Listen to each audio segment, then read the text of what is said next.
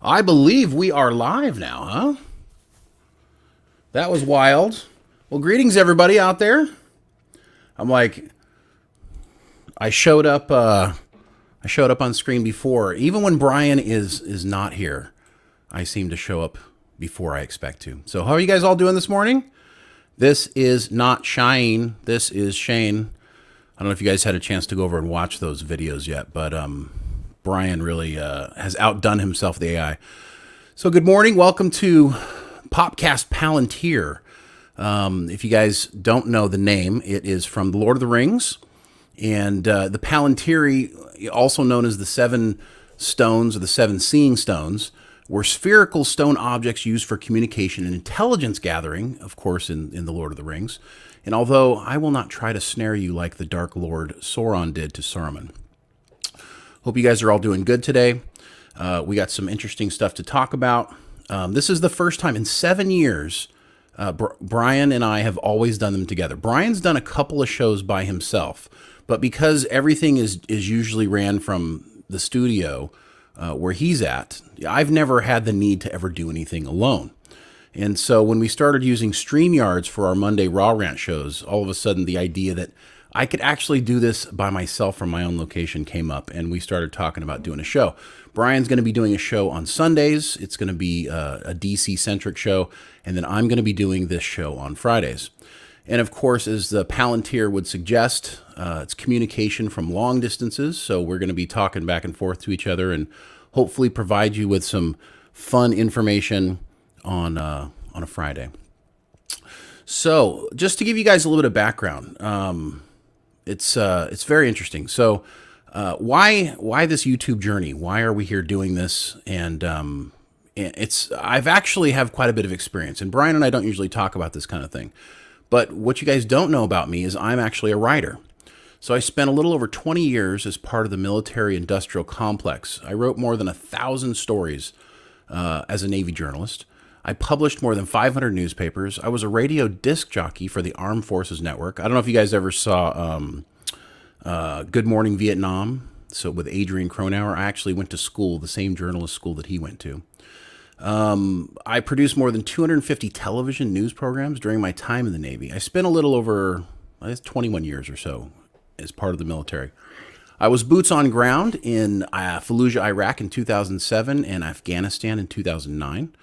I've stood on 6 of the 7 continents, and I've seen most of what the world has to offer. So I feel like I'm kind of in a unique position, having a unique perspective of the world. And as time goes by and we see things, and so being on YouTube and being able to talk to you guys about things going on is good. So today, based on my experience as a writer, we're going to be talking about the writers' rooms in Hollywood and kind of what's going on there. There's a couple of news articles that came out about the writers' rooms and why they might be having some inexperience, and so we're going to tap into that. But first, since this is the first episode, we're going to go ahead and show you a couple things here. So just to show you that I'm not crazy. I'm still learning how to work the boards here, so let me see if I can figure out how to do this. Okay, yeah, so this is, I'm just going to show you some quick home pictures. This is me in the Navy. So this is when I was stationed on the USS Ronald Reagan. And let's see. Now I don't know how to.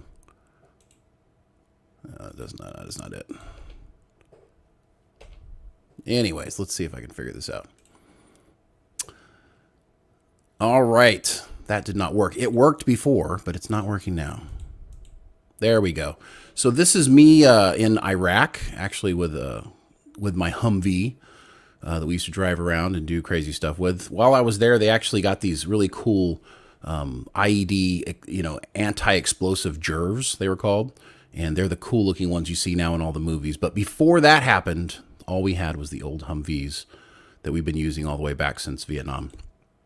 This is me in Hong Kong. That's Bruce Lee back there. And I decided to pose a picture, so I'll share that. This is me on board the USS Ronald Reagan. I was the media chief on board that ship. Had a crew of about 40 people working for me. And it's like a little city. This is me on the boards. doing this stuff. Fun. We did a TV show. So over on the other side, if you look through the windows there, you can't really see really well, but we used to do a TV show every day on board the ship.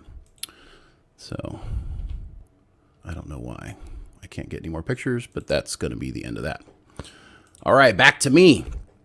I got a really funny story when I was in the military. One of the things that we used to do is we used to take around. We used to see a lot of the celebrities. They would come on board the ships. You know, they wanted to be involved in the media and involved with the military. So guys like Gary Sinise, you know, we had Tom Selleck, you know, Metallica, all kinds of really interesting people. But this one time on the ship, I had, you know, Goldberg, the wrestler. I don't know if you guys, I don't have a picture. I have a picture with him somewhere, but I couldn't find it. But he actually came on board. I don't know if you remember, they remade the movie The Longest Yard with Adam Sandler. And he was in this movie, and he came out to the ship to actually show it to everybody. And so he came out. He was just supposed to come out for the day. He flew out to the ship. He was going to fly right back and go to the premiere of the movie. And he had like the only DVD that the movie was on. It was going to be released at the theater. He had like the only one. He brought it out to the ship. And so we sat there and watched the movie. It was he and I, and we played it for the whole ship. And when it was over, we found out that flight ops had been canceled. He could not leave the ship to get back to the premiere. And Goldberg, you know, he's a huge man. I mean, just a monster of a man. And he was so angry, so upset that he couldn't get back to be at the premiere. He said, "Hey, I need a weight room. Can you take me to the weight room?" And I'm like, "Okay, yeah, sure." And so I took him down to the weight room, and this guy just lost it, like threw weights all over the weight room, just totally lost his cool all by himself in there.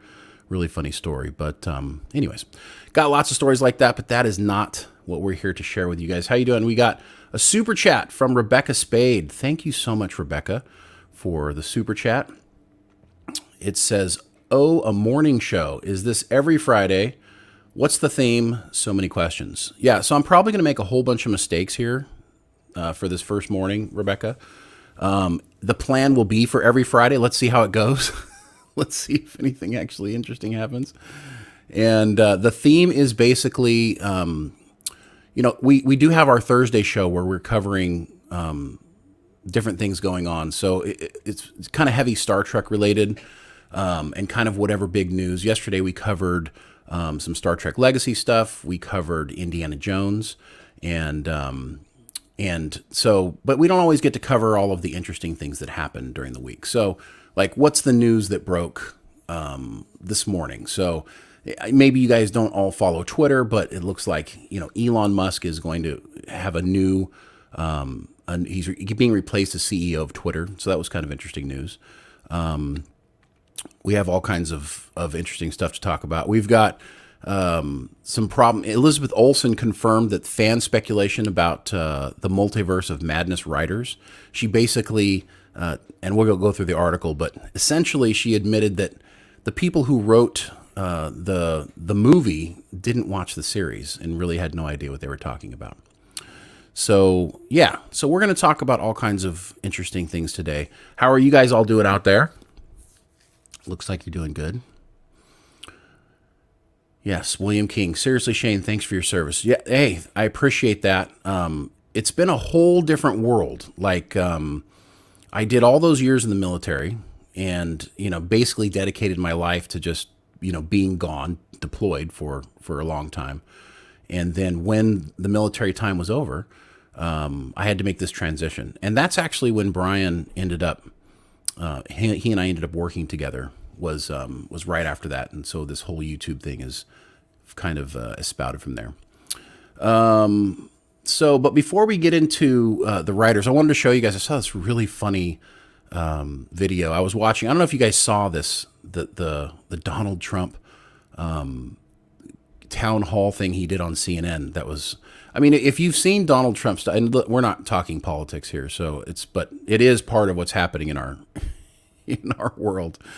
And if you think it's hilarious, the media is such a shit show. You got to understand, like when I went through journalism school, like the lesson was, you know, that you're there just to report the news. You're not there to make the news. there's an element to Navy journalism where you're a little bit of a public information specialist. You are there to make the Navy look good. So, it is true. Every news agency has some sort of agenda, right? But the whole point is that you're not supposed to have an agenda. As the news, you're just supposed to report the news. So I thought it was funny. There's this clip after, and this is not from the actual thing. If you got a chance to, you got to go see like the Donald Trump and this reporter for CNN. I mean, it's obvious that she's there just to beat him up. Like that's like the whole goal. And there's a bunch of articles about how they were very angry afterwards that he was able to say some of the things freely that he said. But I thought this comment here from one of these people, and I'm going to see if I can share it here. I have no idea if I'm allowed to even do this or not, but let's see if I can do this. Okay, just listen to this really quick. This is hilarious.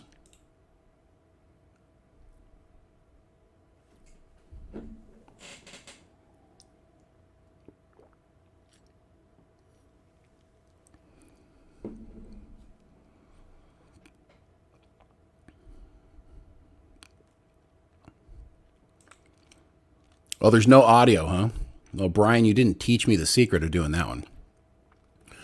The audio is supposed to go through. Well, all right. Well, if you guys can't hear it, let me know if you can't hear that. I'm sorry, guys. Okay. I'll have to ask Brian how to do that. But essentially what happens is you got this reporter here. I'll just break it down for you real quick since I can't do the audio. This guy is basically saying, hey, isn't it terrible how Donald Trump won't stop talking? Need to switch to browser for share audio, bro. I don't know. Oh, I got to switch to browser. Okay, hold on, guys. Let me try. I apologize. This is a work in progress. Let's see. Okay. Come back to me. I'll get better at this, I promise. Okay, share Chrome tab. Yeah.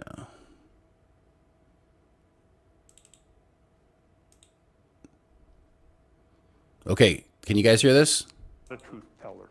That's the way he's always been when he was a businessman, he's been a politician. He has lied about the 2020 election. I think the same thing about him as you did. Can you guys hear that? So all of you feel that way. First thing I want to ask you about, Donald Trump, we have to be blunt about it, is not a truth teller. That's the way he's always been when he was a businessman. Yes, okay. And if you think the same thing about him as you okay, here we go. So all of you feel that Okay, way. so let's listen to this really quick and then I'll share it with you. Donald Trump, we have to be blunt about it, is not a truth teller. That's the way he's always been when he was a businessman, he's been a politician. He has lied about the 2020 election, stuffed ballot boxes, it's all made up. He's lost dozens of court cases. Does it bother you that he keeps talking about 2020 and not 2024? I'll ask you first. This is Jonathan Leslie. He's 40, Republican, voted for Trump twice. How do you feel about those lies? So I feel like part of it's also the media narrative, as you guys asked him the first question at the town hall about the 2020 election, rather than current stuff. So don't you think he could say it's time for me to start talking about 2024 and not lies that aren't true? Couldn't the media ask him a question about 2024? Well, there were questions, but you're right, that was the first thing, but that's something that was on our mind. And that's why I was asked first. Mike McLaughlin. So this is so great, guys. So he says, he's basically trying to set it up. I mean, it's obvious that, like, look, I don't care what side of the political spectrum you're on, who you like or who you don't like, but all I can tell you is the media is the bad guy. Like CNN, Fox, all of them, they're just the bad guy.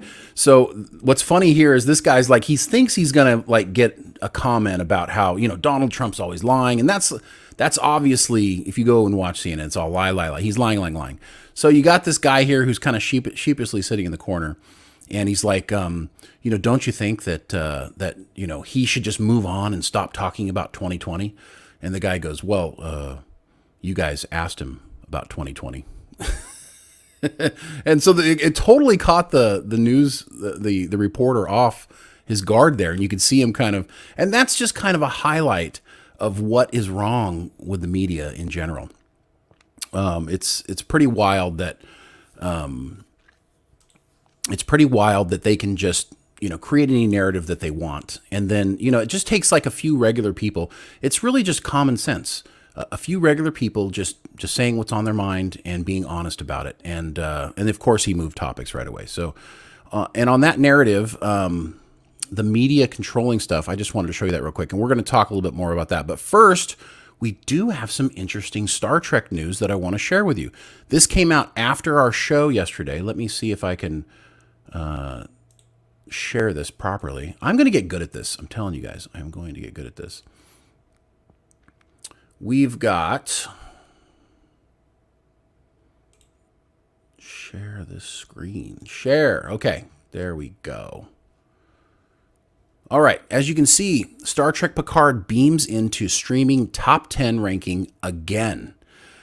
This is huge news. If you're a Star Trek Legacy fan, guys, this is huge news.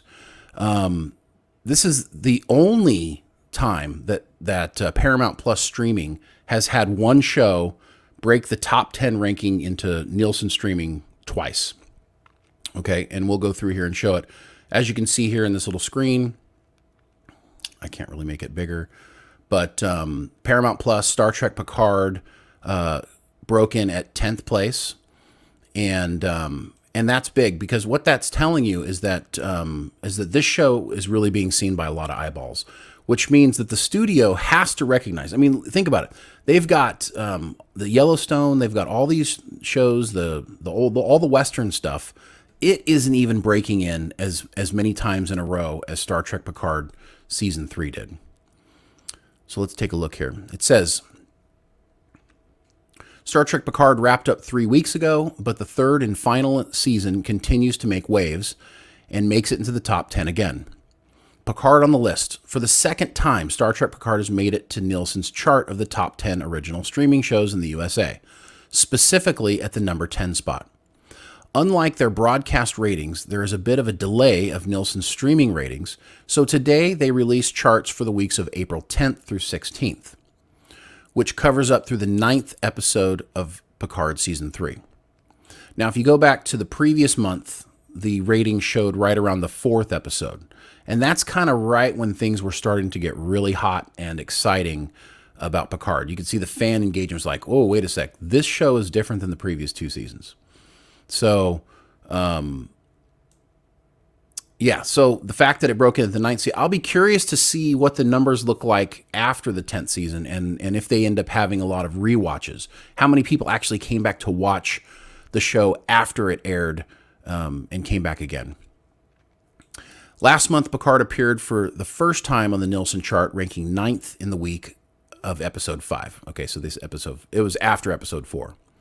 Picard is the only Paramount Plus original to make the chart twice since they added the streaming service rankings earlier this year. The Yellowstone prequel 1923 also made the charts once in March. Okay. And you got this tweet that came out from TrekMovie.com. Star Trek Picard got a little shout out from Paramount Co. in their Q1 financials press release, citing it as one of the drivers for 4.1 million new subscribers. Yeah, we talked about this yesterday. So the fact that we have, so many new subscribers, and we have so many new things happening as a result and because of Picard Season 3. This isn't happening for any other reason. And listen, you would have to be completely blind not to realize and not to recognize that Star Trek Picard Season 3 is the reason why, that Terry Matalas is the reason why. And so the fact that he set up Star Trek Legacy, and that's really the only place they have to go. So, of course, as we've talked about multiple times, they've put themselves into a bit of a corner, right? So they've got, of course, Strange New World Seasons 2 and 3 that are still going to come out. They've canceled Discovery, but they've announced this Starfleet Academy show and also the Section 31 movie. So what can they do? Like, they planned all this stuff way before Terry Matalas had this successful swing at Picard Season 3. They really didn't see this coming out of the corner. Now, despite the fact that we've been talking about it, guys, since November, December, we were saying this is great. This is going to be wonderful, and they just weren't prepared for it. And, it really shows how, Alex Kurtzman and the studio, they aren't really looking to make changes. Like, they aren't prepared what happens when something's successful? Are you ready to make the adjustment? And they just weren't ready to make this adjustment. basically, you know, they're going to have to do something with Star Trek Legacy. It's just going to have to happen because you can't get this much love and not address it. So what are they going to do? Well, as we've been talking about here on the channel, for sure they're going to be doing, well, for sure, they haven't announced it, but behind the scenes, they're definitely working on doing something with Janeway, with Janeway's character. They want to do a Janeway 7 of 9. I mean, if you think about universes colliding and the world destroying, when you bring those two characters again together after so many decades, it's going to create a big wave. You know, Star Trek fans are going to be excited about seeing that.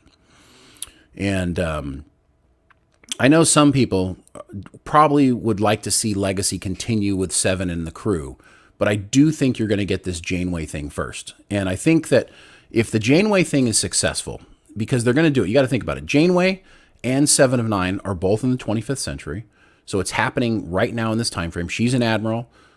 7 is the captain of the Enterprise G. So we know that they can go forward with a little bit of a story there. So if they do that and they get even a little bit of the success that Picard Season 3 has done, then there's really no place for them to go except to create some sort of a legacy show or multiple series or a movie. They have to keep telling the story in the 25th century. So hopefully that's what ends up happening here soon. Tell me what you guys think. Do you want to see, I mean, how ideally would you like to see them go forward? Like in the last scene of episode 10, you've got 7 on the bridge, you've got Jack, you've got Rafi, you've got the bridge crew, and they're getting ready to head out on a shakedown cruise. Do you want the series to pick up from there, exploring where Q, what Q has to do with Jack, or do you want to see, a sprinkle in some Janeway, take it into a different direction? Do you want to explore the galaxy with 7 in this crew, or do you want some more Starfleet stuff?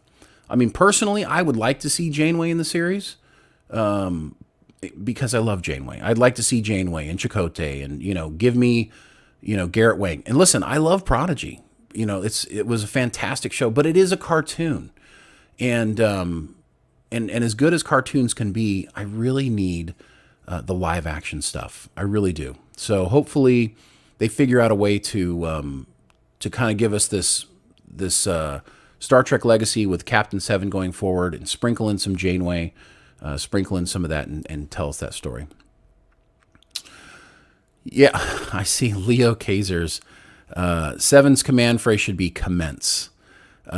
We were talking a lot yesterday about her command word. Isn't it interesting that Terry left that off? Like he kind of left it on the cliffhanger, and we never got a chance to talk to him about it. We never asked him why he ended it that way. But I think he would have probably said, it's where Star Trek has gone lately. Like the captain catchphrase is like a critical part of what's it was with each captain. So 7 has to have a catchphrase. And what is it going to be? So that was actually pretty fun. I think Brian liked execute, right? Execute. And I liked I can't remember which one it was. It was comply is what I liked. But somebody else came up with something better. I just can't remember what it was. Anyways, we'll have to see what happens with Star Trek Legacy and Star Trek in a whole. This writer's strike is going to have profound effects. I mean, there's a chance that the writer's strike could actually screw up Starfleet Academy. I mean, I know they've got the ball rolling and all that stuff, but let's put it this way. If the strike continues for a prolonged period of time and the numbers keep coming in for Picard Season 3, at what point does the studio pull Alex Kurtzman in for a meeting and say, hey, are we doing the right thing here? Like, I know you want to do the Starfleet Academy show, but, what do we need to do to make room to keep telling this story? At some point, somebody's going to have to say it. They're already spending a ton of money on Strange New Worlds. They're still doing Prodigy. They're still doing Lower Decks, which doesn't cost that much, to do those shows. So they're going to have to figure out how to make it work. And I think what's going to probably end up happening is all of these Star Trek shows are going to end up getting cheaper. I think they're probably going to slice the budgets. If they're not already doing it, they're going to cut back on the budgets. And they're going to be told, the showrunners are going to be told, you have to make the shows for cheaper. And I do believe that's what's going to happen. And in that case, if they can make the shows for cheaper, then you can create a new legacy series. I go back to the IMAX video, and I don't know if you guys got a chance to see it. It was pulled down really quickly. So somebody actually, shot at the IMAX when Star Trek Picard did episodes 9 and 10 in IMAX. Somebody videotaped it, and they put it up on YouTube. And it was basically the interview with Terry and Alex and all the principal cast on the stage. And then they had this MC on there. And the MC said, was going through asking them questions, and they were answering it. And when they got towards the end, the MC said, "Oh, hold on a second. This isn't the last we're going to see of Captain Seven." And he said it in a way that was really not like his hope, but like he knew something was coming. Like he was certain that something was going to be happening. And it sounded like he was going to continue on. Like he had a conversation with somebody just before, and he was under the impression that it was okay to say something he was about to say. Like there was going to be an announcement of something happening with 7 of 9. And it's at that moment that Terry, who's sitting next to Alex, interrupts him and says, hold on, I want to thank one more person. And when you watch it, it's very obvious that he's interrupting him. Now, my question to you is this. Why is Terry interrupting him with Alex sitting right next to him? If nothing is supposed to be said, right? If this guy's not supposed to make an announcement about an upcoming 7 of 9 thing, then why, if Terry's not doing any more Star Trek, is he stopping him from speaking? That's really the question. So why isn't Alex saying, going, oh, hey, hold up, let's move on, let's do something else? No, it's Terry. And the reason why I think it's Terry, and I don't know this for certain, but I do have a strong feeling that at some point, probably around episode 7, 8, when they were getting ready to do the IMAX, at some point, he and Alex probably had a conversation. And it was something to the effect of, just hang on, we'll figure something out.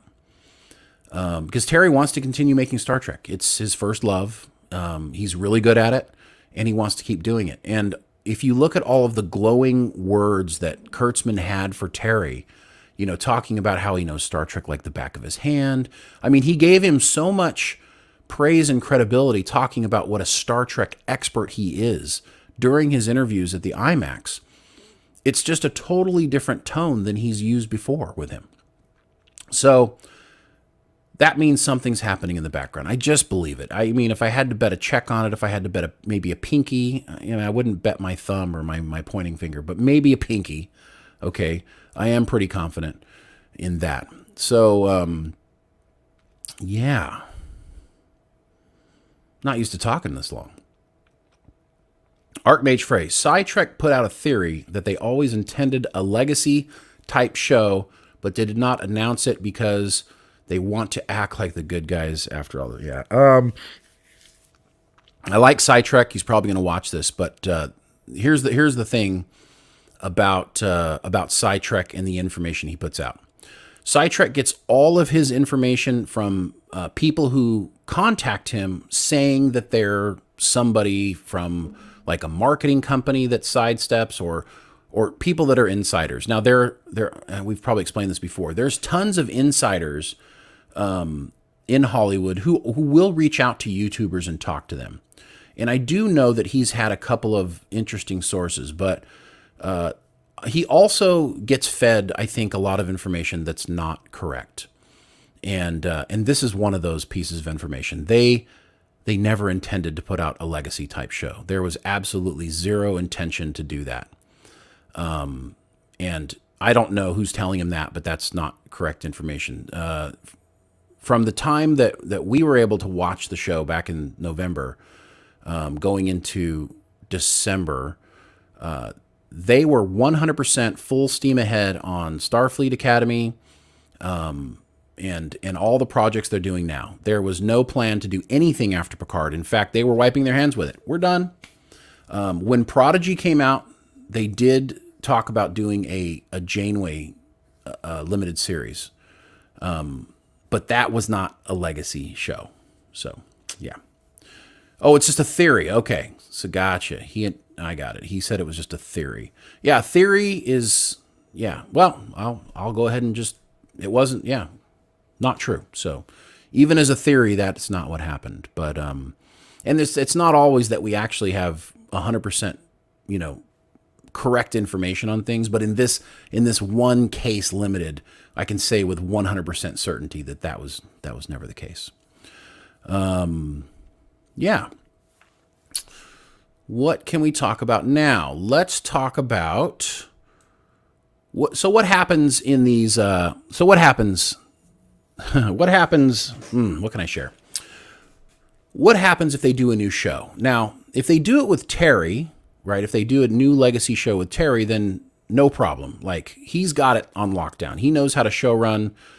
He knows how to write. He knows how to do that. But what if they don't choose him? Let's say they choose a new showrunner to do something different, okay? Or even let's talk about what they're doing for Starfleet Academy with Noga. We've got this new person coming in. We're having a huge problem in Hollywood right now with the writers' rooms.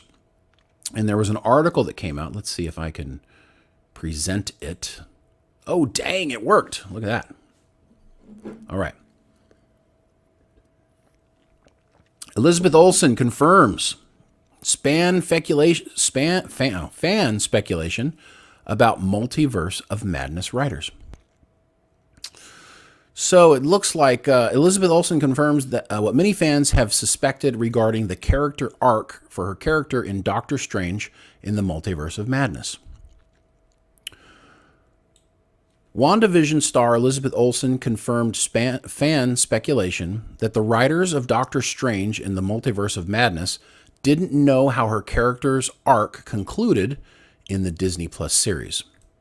During a chat with Vanity Fair, Olsen admits that her character's journey in WandaVision is the same as in Multiverse of Madness. Because writer Michael Waldron and director Sam Raimi weren't able to see the limited series as it wasn't completed yet. It's a similar arc in Multiverse of Madness that it is in WandaVision, Olsen said. There could be parallel stories being told there of dealing with grief and loss. Well, I proposed to the writers who wrote Multiverse of Madness, I said, do you know what we're doing in WandaVision? Have you seen it? And no, they hadn't seen it because it wasn't finished yet. Both projects have Wanda dealing with grief and loss in destructive ways, prompting her to abuse her powers. After losing Vision in Avengers Infinity War, Wanda creates an idyllic but fake suburban life in Westview, New Jersey, that keeps her partner alive and allows them to build a family.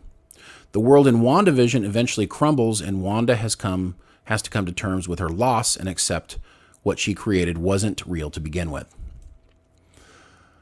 In Multiverse of Madness, despite following the events of WandaVision, Wanda is still processing grief in an unhealthy way and tries to use America Chavez, a teenager capable of traveling the multiverse, to reunite with the children she created during her time in Westview. Anyways, yeah.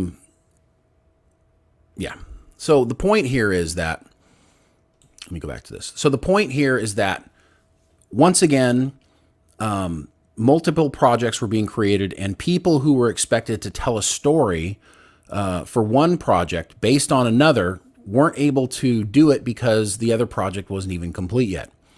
The streaming wars are over. Like, it's happened. Like, they've flattened out. All of the streaming services have kind of flattened out. Everybody who's come to streaming is coming to streaming, and all the tons of money they've put out trying to create as much content as possible is probably slowing down and coming to an end. You're going to see the studios and the streaming services tighten their budgets, slow down on the projects they're putting out. But this is one good example of when things are being done too quickly. So if the people who are writing the movie haven't seen the series because it hasn't come out yet, how can they be expected to follow the series with their story? So the same thing happened with Star Wars. So during Episode 7, you had J.J. Abrams making Episode 7. He was out there, the script had been written, he was out there making the show. In the middle of Episode 7 being produced, okay, Rian Johnson was told to sit down and write Episode 8. Okay? So Rian Johnson sat down and wrote Episode 8 without knowing how Episode 7 was going to end. What did you think about that for a second? He had to write Episode 8 without knowing how Episode 7 was going to end. Now, him and JJ were talking to some degree, right? But when Rian Johnson took this information to Kathleen Kennedy and said, hey, we're kind of struggling with how to, connect the two things. Kathleen Kennedy told him, you're an artist. This is your movie. You make it the way you see fit making it. So that's her. And listen, as a producer for years, that's not a bad, listen, you want your artist or the person who's making your movie to have their vision, be creative, and to feel like they own it, because they're going to create a better product when that happens. But when you're creating a series of movies that are all connected to each other, it's incredibly important that they all make sense. So just like here in Multiverse of Madness, where the writers had no idea what was going on with the series, and their movie was a continuation of the series. Now, one could argue, you go back, it wasn't that big of a deal. Like when you watch Multiverse of Madness, okay, like it was an okay movie. It was pretty good, and nobody cares. Like if you go back, nobody said, "Oh my God, they just got that so wrong." So in that case, they got lucky. This is just like an indication. This is like a confirmation for us that this happens in Hollywood all the time. And then I can just use kind of the big example with J.J. Abrams and Rian Johnson on Star Wars. Previously, the Star Wars movies had been put out years apart. You made one, and then you had time to make the next one. And granted, you had George Lucas overseeing everything at that time. So let me ask you this question. If J.J.'s making Episode 7, and Rian Johnson is making Episode 8, and he's like, okay, I'm gonna own this, I'm gonna make it, I'm gonna write it how I want to write it, and he ends up writing it, and then it doesn't match up with what JJ's doing, at what point is he supposed to change his story to fit the way JJ has ended his? Ideally, that's what you should do, but that's not the way Hollywood works. So what do you end up doing? You end up disappointing the fans. And that's what ended up happening. So the real problem, not to dig way back into Star Wars and all that stuff again, is just people are not communicating with each other. People are not on the same page. It's more important for Hollywood to get the product out quickly, more product, faster, get it in front of the fans so we can make more money than it is to actually spend time making sure they're creating a really good product that people can enjoy and that fans will be proud of. So hopefully when we go back into Star Trek, hopefully kind of this flowing of money will actually slow down the process of creating some of these series and give them time to make sure that they're getting things right. Because as of right now, we're not really necessarily getting things right. Okay. How are you guys doing out there? So, how am I doing for the first show by myself? I'm not used to talking this much. Let's see. Win some hacks. You're going to see Titan budgets, but then TV movies really don't cost that much to make. Seriously, they scam off all the money in production. They can't pretend anymore. Yeah, that's actually a really good point. Where does all the money go? A lot of times when somebody's making a movie, and I think you mentioned here specifically TVs. Yeah, TVs, movies don't cost that much. So a lot of times the budget for a movie. So let's say what's one of the ones that came out recently? Let's just say Dune, right? So Dune comes out, and let's say it has a budget of $300 million, right? Well, part of the budget for a movie is not just in the creation of the movie, but it's also in the coverage of the entire studio. So it's all the people doing the administrative background work and the day-to-day running of the studio as well. All that gets factored into the cost of these movies. So you have this the situation where there is this inflation of how much a movie costs. And, think about the fact that they talk about, well, a lot of times the budget is doubled just because of marketing. Can you imagine putting $300 million into a marketing budget? So then you end up needing to make $700 million in order to break even on the movie. So I think there is a lot of that going on as well. Okay, Chappie says Shane would be doing better. But overall, no complaints, Shane. Thanks, Chappie. I appreciate that. Shane, we're going to see. Eventually, Brian's going to get it so he doesn't need me anymore. I'm pretty sure that's what that's all about. Let's see. Archmage Free. I think Star Trek is best with a moderate budget, enough to build great sets and some effects, but no need to throw billions of space battles in every episode. Really good point. I mean, some of the best Star Trek we've ever seen. TOS had, fake rocks and fake sets. And you know what? We were fine. The secret is, if the story is like really, really good and really interesting, then it doesn't matter. It really doesn't matter at all what it looks like. Now, Brian will tell you differently. He'll tell you that it has to, look really great. But for me, it's easy to just kind of get immersed and lost into the story, as opposed to needing a bunch of visual effects. Go back to Discovery Season 1. I mean, the one thing you can say is, even if it wasn't great Star Trek, it looked great. Like, the visual effects were wonderful. I mean, you could tell they put, a ton of movie or a ton of money into the show, But, it was a mistake because they spent too much money, and now Discovery has been canceled. So let's see what else we got here. Archmage. Some of the greatest Trek episodes were you know what? I can do this. This is cool. There we go. Archmage phrase. Some of the greatest Trek episodes were cost-saving character studies. Things we won't ever get in 8 episode of serialized. Yes. Okay. Really great point there, Archmage.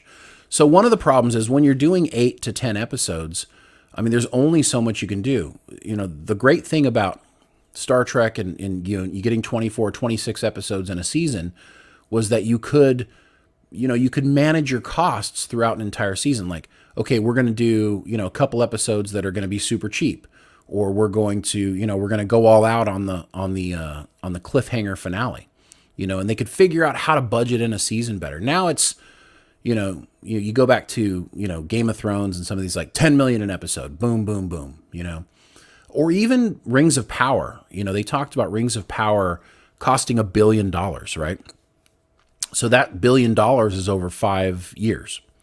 And initially, like, your first season is going to cost more because you're like setting up, you're spending a lot of the money in the beginning.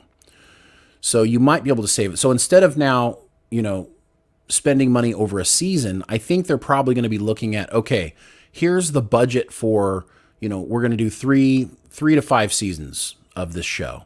Here's the budget. The first season's going to cost a little more, but maybe we can save money in the second season or the third season. You're probably going to see more, more of that happening. Yeah. Because right now, you're right. Yeah, it's basically a glorified miniseries. And it's not enough. I mean, I'm okay with getting 50, like Paramount's goal was 50 episodes of new Star Trek every year. I mean, that's great. 50 episodes of 52 weeks. So all but 2 weeks a year, you're going to get new Star Trek, right? Well, that's fine. That's awesome. Like, can you imagine? We never got 50 of 52 weeks of Star Trek even back in the day. So, the trick is all 50 weeks going to be good, right? And so far it hasn't been. That's kind of been the issue. Now, arguably, we have gotten more Star Trek recently than we have gotten in the past, at least on a more consistent basis. But I would argue they got to keep making good stuff. Yeah. Inner Light. Okay, Inner Light. They just threw Picard in some standing set from a lot and hired a few guest stars. Archmage. Yeah, Inner Light. Well, yeah. Inner Light, when he went off to the planet that was dying, right? And he was trying to figure out how to save it. I mean, what were those? Those were a few internal offices that they had to dress up as some alien world. You're right. Like literally, they use the set at the bridge of the Enterprise. Picard, goes under from the probe. They probably spent a little bit of money creating the probe, and then he spends the rest of the episode, in the office's backlots. There's probably a couple of artist renderings to give us that alien world. Those are paintings or whatever, or graphic images. But yeah, it's just not very expensive. I mean, go back to the episode of Enterprise, the shuttle pod episode, right, where you got Tucker and you've got Malcolm basically in a shuttlecraft for the entire episode. It's one of the best episodes of Star Trek Enterprise, but it cost almost nothing. So, yeah. What else do I want to talk about today? I had something else here for you guys, too, that I wanted to talk about with the writer's strike. Let me see if I can share this. Ah, man, I am getting so good at this. So great. Let me take a drink. I used to wait for Brian to talk before I took a drink. Now I'm sorry. All right. A little bit of caffeine. All right. Are you guys fans of Better Call Saul? Bob Odenkirk. I got to tell you, I absolutely love Bob Odenkirk. For years, this guy was acting out there. He's kind of like, he was definitely like a Todd Stashwick. For years, Todd Stashwick was out there working, and all of a sudden, boom, he becomes, even from 12 Monkeys, I loved him too, but all of a sudden he joins Picard season 3 and he just becomes a superstar in my eyes. Bob Odenkirk did the same thing. Of course, he was on, he did stuff his entire career, and you probably wouldn't remember him. You can go back. I actually went up and looked his IMDb, and he's in a bunch of shows that I had no idea he was even in.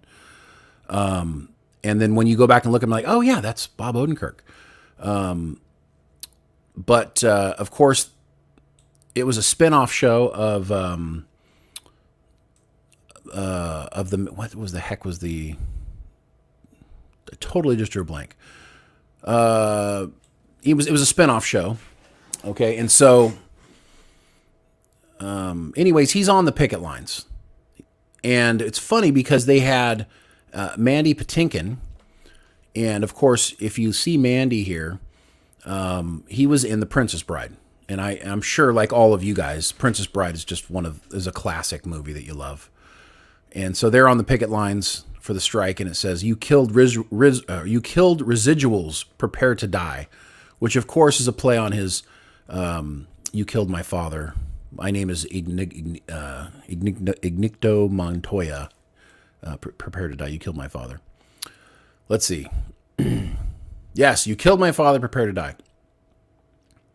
And so these guys were out there on the strike lines. And what's interesting about it is if you see what's going on here,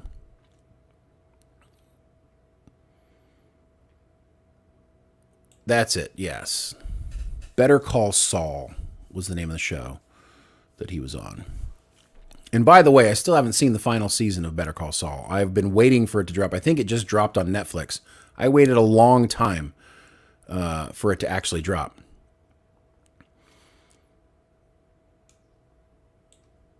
Okay.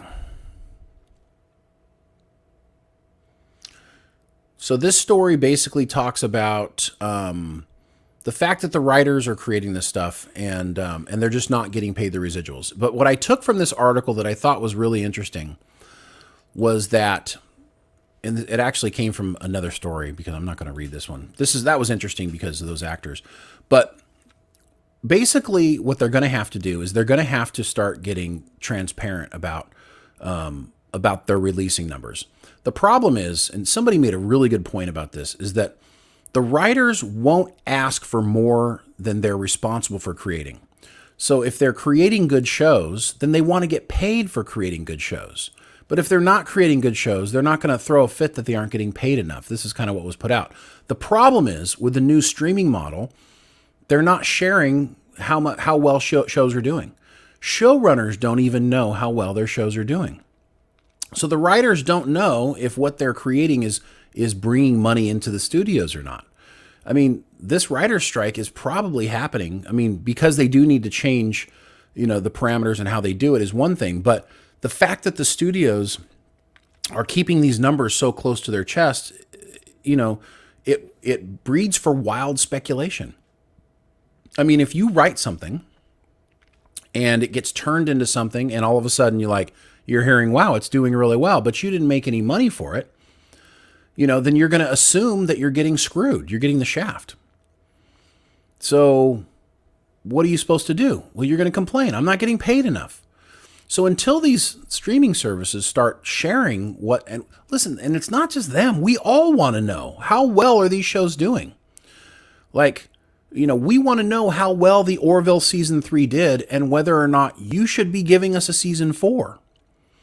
Because the problem is that the streaming service model has upset everything. The subscription model has screwed up everything. Okay, the ad-based model was it. You had to show advertisers that your program was getting a lot of eyeballs. You had to. That's how come people would buy ads. You run around and all these car companies, different places. I want to be on that show. Obviously, a lot of people are seeing it, right? So when they have that hidden, they don't need advertisers anymore. They got the subscription model. They realized, well, we don't need to tell you how many views are being seen anymore. We can hide it so that we can make our decisions, and you're not going to judge us based on how, what we decide. If we decide to cancel a show that's doing well because we're pissed off at that showrunner, or we don't like that actor, or, we've got other plans or something else we want to do, we don't have to justify our position to you. We can just do whatever the hell we want. And that's kind of how they've been operating. So, but the problem is nobody knows what they're supposed to get paid. Nobody knows whether we're supposed to get another season of something. Nobody knows whether a show should be canceled. The studio can carry a show if they want to, but what if it's not getting any views? Imagine if we find out that Star Trek Discovery was getting, and this is a guess, I have no idea, because they won't tell us, was getting a quarter of the views that Picard season 3 got. Imagine that. Imagine if we knew that Discovery was only getting a fraction of the number of views, but the studio was so intent on pandering to a certain audience base that they've built their brand around the identity of Discovery, that they didn't want people to know how many people were actually watching it, because then that would open them up for criticism, right? That's where we're at. We're at, we're at hidden lies. This is where we're at in the world right now. Nobody wants to tell the truth because they want to have control. They want to control their own agenda. They want to control their own product. That's fine. They're making billions of dollars. What did we figure out yesterday on the stream? Brian was looking it up.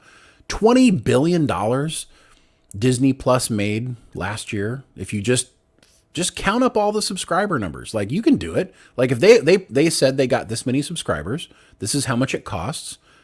Well, this is how much money you made. And they may not even be being honest about that. So anyways, that's going to have to change in order for other things to change. What else we got? Let's chat a little more here with you guys. And then this probably will not be a long stream today since I'm just starting out. Let's see what else we got.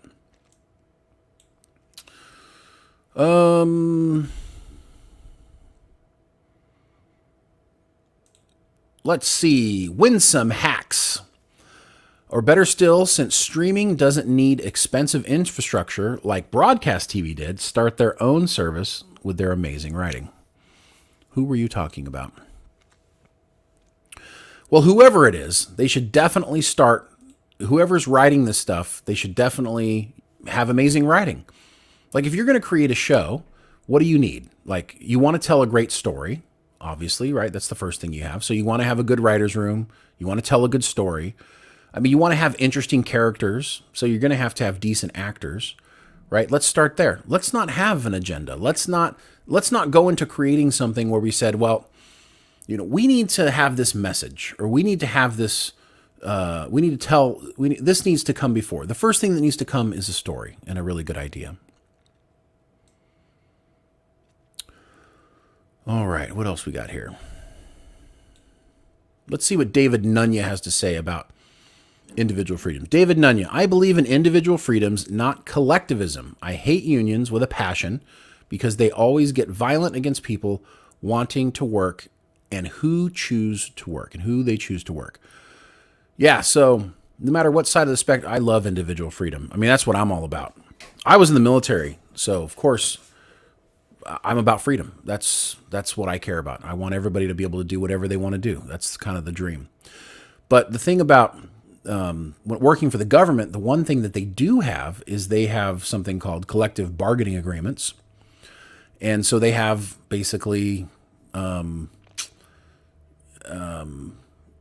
have little Gestapos inside these organizations where they do, as like a small union, have control of who gets hired and who doesn't. And here's the great thing about a union. Yes, it will help you fight for wages, but guess what it also does? It keeps you from getting fired. Okay? This is the big thing about unions that people don't realize. Listen, unions offer protection, but when you're a dirtbag worker and you're not doing a good job because you're part of a union, they also can't fire you.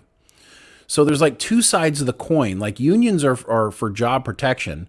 It's also a way for them to keep other people from getting hired to take your job. So, I mean, why can't we all just live on like a merit-based system? That's all I care. You do a good job, you get to keep working. If you don't do a good job, just because you've been there for 20 years doesn't mean you get to stay there when you're sitting around with your thumb up your ass, right? That's not fair, right? You still got to keep going. I mean, now there's, to some degree, you've been there for a long time. You should have some flexibility. You should have some benefits, right? So I don't know how to feel about the unions. I've never been a part of a union. I've never had any job security other than I had a contract with the military to be around for a certain number of years. But a lot of those government civilians that work for the military, they are in their own little unions, and a lot of them just sit around and don't do shit all day, collect a paycheck, and we wonder why our defense budget is so damn high. Saturn Lights. All right, let's see here. At Popcast Unleashed, as a writer, when it comes to writing novels, in your opinion, what is too much exposition to you? Do you think introductions are a waste? Interesting. My dream has been to write a novel. I've been off and on doing it for years. When I was 12 years old, I got the writing bug. I was in an English class. This is a long answer to your story, but I think this is interesting. I was 12 years old. I was in 7th grade, right after the Challenger exploded. And our teachers had us do journaling. It was kind of at the beginning of, they were worried about how we might feel about stuff. So my English class, for the first 5 minutes of class, had us journaling. And so I didn't know what to write. You're supposed to write about your day or whatever, write about what's going on in your life. So I would sit there and I started writing, whatever happened in my last class or whatever. And then all of a sudden I'm like, this is boring. So I'm going to go ahead and write, I'm just going to write it like a fantasy, a story. And so I started writing about this kid from Chicago who had to move to Arizona. And he didn't like it. He was, lived with his mom, and he had to move to Arizona. So I started writing this thing. And then the teacher went around and asked everybody, said, if you wanted to share your work. And I didn't want to share my work. Nobody raised their hand. So she picked on me and said, share your work. So I stood up and I read my little 5-minute entry.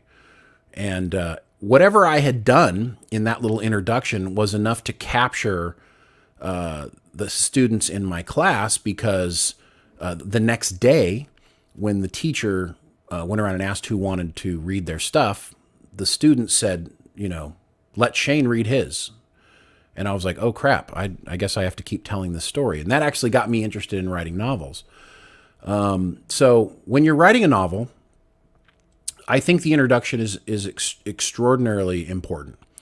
When you're setting up characters and you're setting up, it's a little bit difficult. If you ever read Stephen King, he spends a lot of time setting up his characters at the beginning of his stories.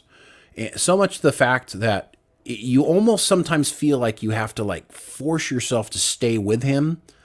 And they don't necessarily capture you right away. I think even though he's one of the great writers, once you get through that introductory period where you've been introduced to the writers, then you can't put it down. Like, he's got you. So just like in writing for TV, it's really about the characters and the story. But as a novelist, I think you do have to pepper in enough intrigue and interest when you're setting up your novel. And exposition is important, but only, describe what it is that you need to describe and then keep moving.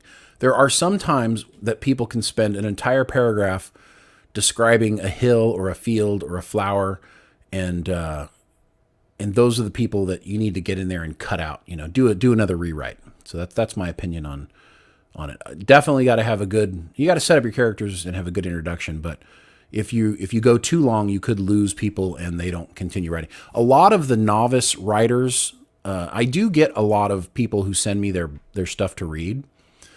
And one of the things that I note that, if I pick up their book and I start reading, they can lose me in the first couple chapters if they spend too much time trying to build their universe before getting me into the universe properly. So that's like I think a novice writer problem. And you just got to go back and make it more interesting. Your novel should start with something really cool and interesting. Like right now, I've been writing a novel, not a novel. It's a novella. It's called Prim's Epiphany, and it's about the character. The story opens up with the character, kind of disheveled and not doing well, and is basically contemplating suicide. So, and how they're going to kill themselves. So I feel like it started out interesting. I've probably hopefully captured people's attention. Like, well, okay, why is this guy trying to kill himself? And that's when the story kind of takes off. Let's see. Good question though.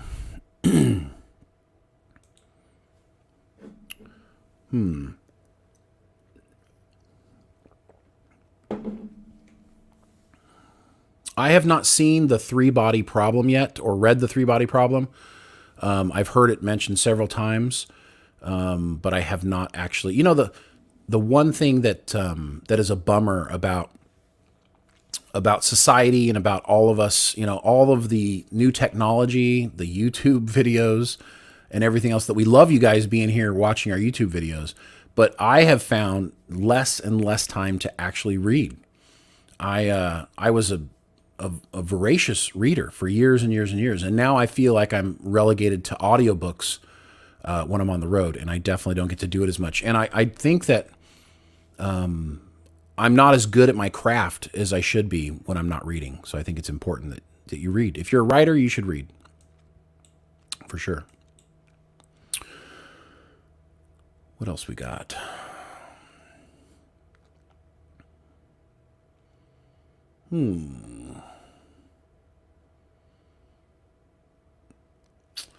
All right. Well, you guys have said lots of really great things here in the chat, and I appreciate you guys hanging out here. We've been on a little over an hour, which is, for a first time out, I think that's probably probably what we should do for today. And then hopefully we'll figure out how to grow this. And, if you guys like it, now here's the thing is I don't have to do this. I'm doing this because I thought it'd be fun to try it, a chance to give you more content. The reality is Brian and I can't be on together all the time. And so the reason why we have shows on Mondays and Thursdays are those are the times that we can really get together and do stuff. So what we thought, well, look, we really want to be able to provide more content. What are other times when we can do stuff? So I said, well, I do have time on Friday mornings that we could try to do something. And he has time on Sundays. So we'll see how this goes. We'll come back and try it again. Hopefully we'll have more information. Hopefully you guys had a good time. I have never talked this long without stopping, which is kind of interesting, but it's been fun. I actually really enjoyed it.